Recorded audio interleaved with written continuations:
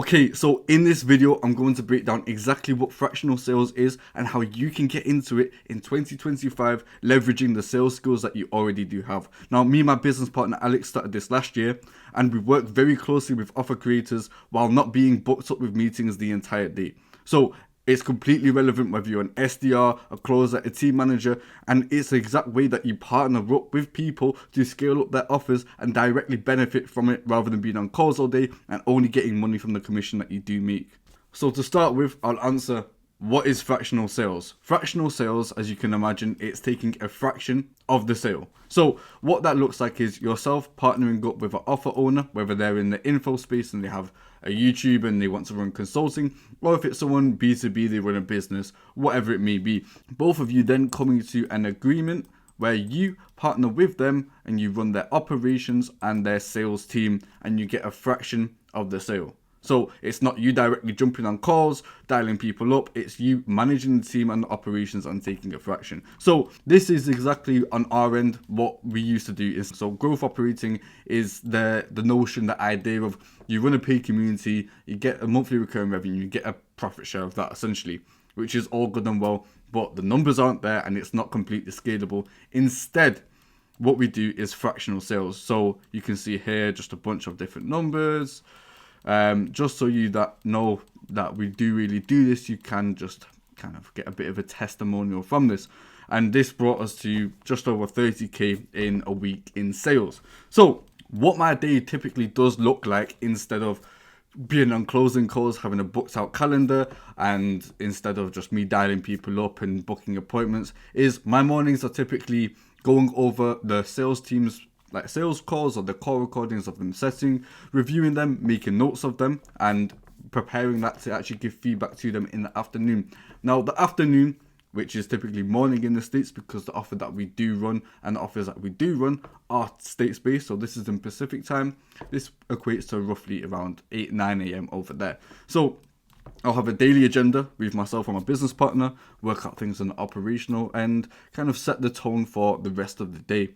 After that, we'll have the sales check-in, which means the SDRs, the DM setters, the closers all attend these meetings and we'll do a few different things. So either we'll go over call recordings, we'll give feedback, we'll talk about what they did do well, why people did close, and really just break down what they need to do better and implement it for the next calls that they do have, or how they are finding everything, actually getting feedback from them so we can tweak things on the operational side to maybe get more qualified people in and double down on really what is working. Now, this is just a random day in my calendar. This is, for example, if you are starting your offer out or you're ripping the whole sales team apart and placing new reps and setters, this is what my day does look like. So especially starting up an offer, or just generally if we're adding to the team as the recurring revenue and the sales are coming in more consistently, it's me just jumping on calls with people, interviewing them, team building. Not every day looks like this. Other days it's me working with my business partner Alex, really just working on the operational side and dialing everything in. After that, we do have more so in the evening a daily recap with myself and my business partner, going over everything in a bit more detail, making sure everything's up to scratch, checking in with the team. And throughout the whole day, we will be in communication with our team on either Slack or WhatsApp, giving feedback, giving pointers for the calls that they're getting into, giving them updates on the calendar, all of that good stuff.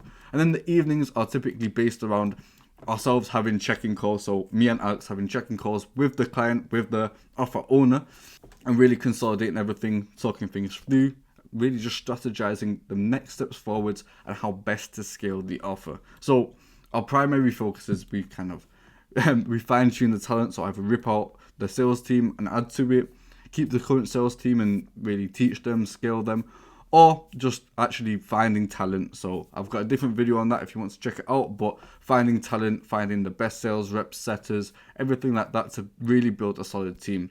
On top of that, it's just like team training, onboarding them, expectation setting. Sometimes we've had times where we run an offer for a number of months. Some team members kind of forget what their job is. They're only human. It happens for some strange reason, and really just expectation setting them to make sure that they're on the same page and there will be consequences if they do not live up to their KPIs and their expected numbers. On top of that, just ongoing communication and feedback with both the client, so the offer owner, and the team. So it's important to get that from the team because they can give you very useful insights more than yourselves as how they are finding the meetings booked on the calendar, whether they think they're really good lead flow, whether they're really far down the buying journey, or whether they're super warm leads, and you can double down on that.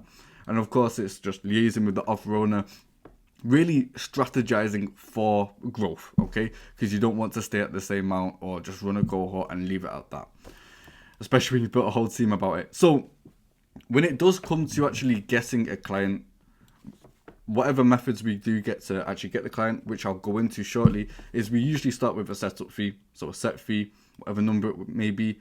We get a contract signed, which goes into detail of exactly what we will be doing for them on the operational side, and both as a team building and just ongoing work for them. After that, of course, we agree on whether it's a revenue share, a percentage, or just a monthly retainer, or a mixture of both, okay? You do want to have a hint of performance-based, because if you're building a sales team and the operations and offers doing 200k and you're just on a 4k retainer, of course you do want a piece of that pie. That is the whole idea of getting into fractional sales. You want a bigger piece of the pie, but also that monthly retainer of the work that you are providing to them. It is essentially a full-time job. So when you are looking for a client, for example, whether it's a B2B, just a business, or they have their own info products, you need to look out for a few different things. Ticket size, first of all. There is absolutely no point you building all the operations, the sales team, talking DM setter, closer, if it's like a $200 product. I would say for ticket size, it does usually need to be $3,000 or more. You need to check out whether they have very engaged leads. So whether that's checking out their business's LinkedIn, how many visitors they're getting, or their YouTube, if they have a private community, how many people they have in their email list. The currently engaged leads is super important. You can't miss it. On top of that, you need to understand what they do have if they are currently running an offer, as far as their current sales system and their team. So whether they just have one close run, people just book directly into the calendar, there's no disqualification. Just really understanding what's in place at that moment in time and how you can best optimize that as quick as possible. And of course, I would always advise this, a niche with an upwards trajectory. So what I mean by that is two different things. So one being a growing niche. For example, let's say AI. It's only going to grow. It's only going to snowball. More and more people are going to want to learn about it. There we go. That's the natural growth. You're not having to force that too much. You're just nudging things in the right direction to ensure that the offer will grow alongside the creator.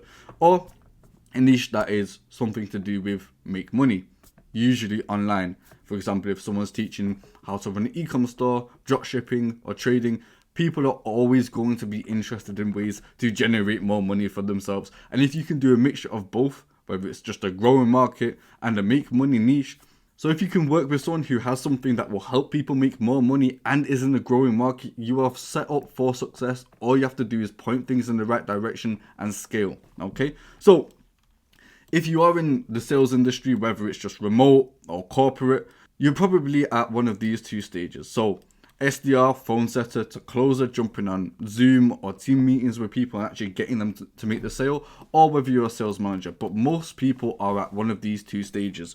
And you can make very good money. Do not get me wrong, but it's very low leverage. You're always going to be capped at the commission that you can make and how many meetings you can take. You can't add more hours into the day. It's just not possible, unfortunately. So the way to mitigate against this and be stuck at certain commission caps, which can only be changed and deviated by lead quality or the ticket price increasing, is actually working with an offer owner and scaling with them. You directly benefit from the scaling of the offer, the more cash collected, and it's not just down to yourself closing people or setting people and waiting for commissions on that point.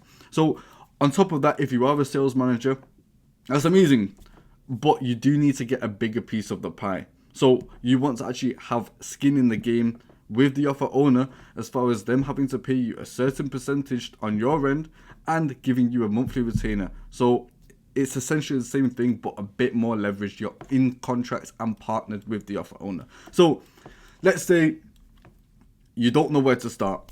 The main thing which I outlined is leverage. If you are in sales, which to start this, I would definitely recommend, if you are in sales, you need to use your network, okay? So especially if you're in the remote space, or even if it's in B2B, you can leverage things like LinkedIn, Twitter, and you will know people in the industry that do run offers or are wanting to start an offer. If not, I would definitely recommend either just DMing people, reaching out a variety of different ways on all of these different platforms. And it always does help to have the social proof of a personal brand, which is exactly what you are seeing now. A personal brand really ties everything together, and people know for a fact you know what you are talking about. So let's say whether there's a few different ways you can DM people on all of these different platforms, email people, or what you can do is actually do job listings and apply to jobs and leverage yourself and start a conversation with recruiters or founders of companies to explain, this is what I do. And the best way to consolidate all of this, if you haven't built a personal brand already and you don't want to make any noise, is by sending Loom videos. You can automatically do this with a platform called Merger, which I could definitely make another video about. But you can leverage that to actually give a full explanation of who you are, what you can do for the company, and your previous results, which you will have if you've been an SDR, a closer, or a team manager. If you are possibly interested in getting the frameworks that we use to DM, email, and send Loom recordings to prospects to actually land clients and take them from 0 to 30k a week, you can feel free to join the Discord. I'll link it somewhere in the description around this video. But to actually leverage what you do have going on right now and your previous sales experience, it's to actually partner with someone, get it under contract that you get a monthly retainer and a profit share from the sales closed, that you can actually work with so many different offers. You can work with 2 or 3 different offers, which you wouldn't be able to do if you were just an SDR or a closer or maybe even a team manager. So this way you're able to actually benefit from running 2 to 3 different offers at the same time while not being limited as much on your calendar and being booked out for the whole day and that being the only way for you to make money. Peace.